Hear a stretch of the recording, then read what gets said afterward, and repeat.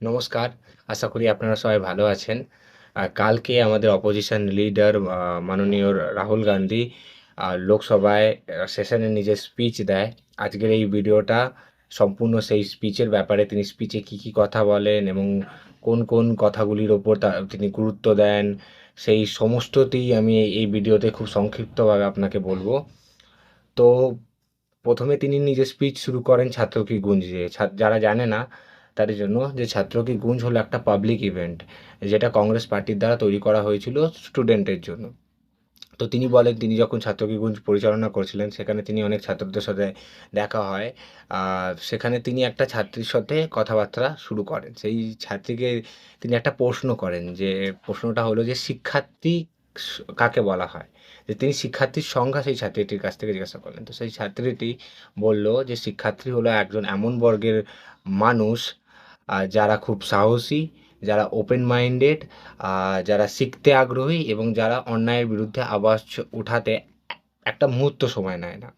তো তিনি এই ধরনের সংজ্ঞা শুনে খুব খুশি হন এবং তিনি বললেন, আর কারা আছে এখানে? তো সেই ছাত্রীটি বলে, আরও ২ টো ক্যাটাগরির লোক আপনি এখানে পাবেন। তো বলে, কোন ক্যাটাগরি?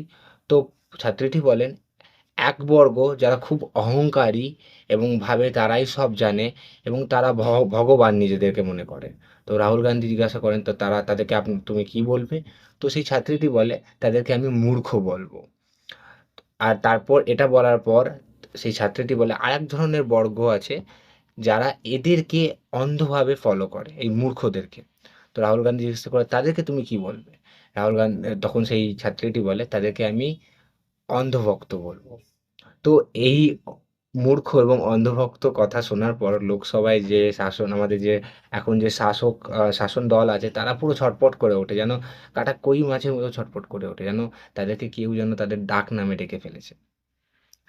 যদিও তারা এরা কাজ রোজই করে থাকে, তারা কথাই বলতে দেয় না অপোজিশন লিডারকে বা অপোজিশনের কাউকে। তারপর তিনি আরও দুটো ব্যাপারে কথা বলেন। তারপর তিনি যে ব্যাপার আরও ৩টে পয়েন্টের ব্যাপারে কথা বলেন। তারপরে যে পয়েন্টটা বলেন, তিনি বলেন শিক্ষা ও পরীক্ষা ব্যবস্থা ব্যাপারে রাহুল গান্ধী কথা বলেন। তিনি বলেন যে এই শিক্ষা ও পরীক্ষা ব্যবস্থা আজকালকার যুগে সম্পূর্ণভাবে কারাপ্টেড হয়ে গেছে। একটা বড়লোকের ছেলে বা মেয়ে ৩০ থেকে ৪০ লাখ টাকা দিয়ে যেকোনো পরীক্ষার পেপার কিনে নিতে পারে। তার পেপারটা ডাইরেক্ট তার হোয়াটসঅ্যাপে চলে আসবে। সে ৩০ থেকে ৪০ লাখ টাকায় পুরো মেনু কার্ড পেয়ে যাবে, যে সে কোন এক্সামটা ক্র্যাক করতে চায়। আরআরবি ক্র্যাক না, মানে পরীক্ষা দিয়ে চাকরি পেতে চায় ঘুষ দিয়ে। আরআরবি, এসএসসি না কোন এক্সামটা, তার কাছে পুরো মেনু কার্ডটা চলে আসে।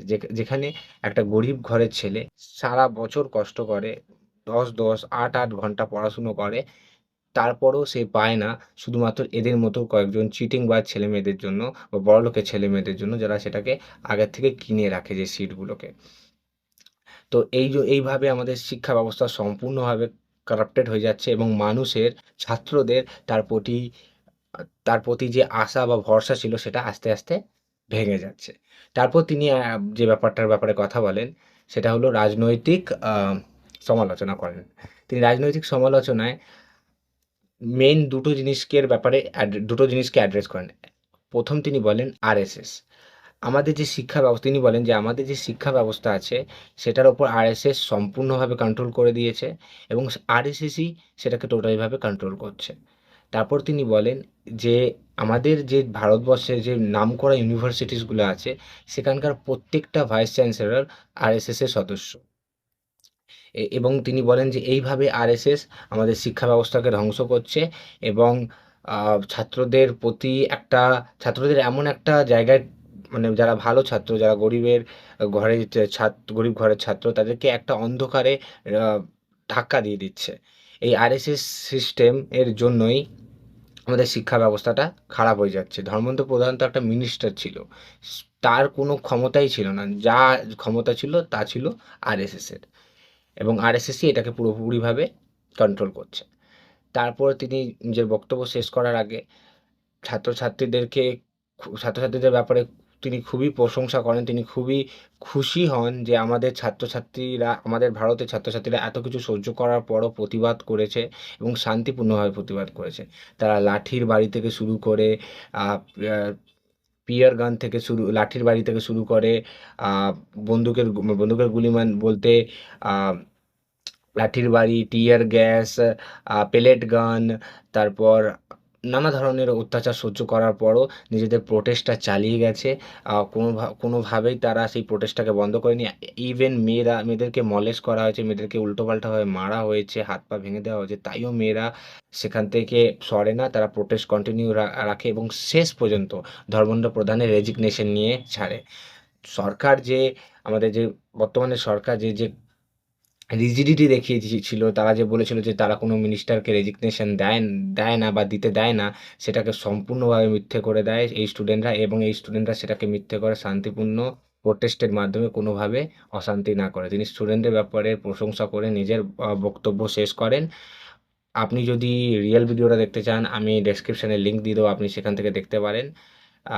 তো এই বলেই আমি ভিডিওটা শেষ করব। ধন্যবাদ।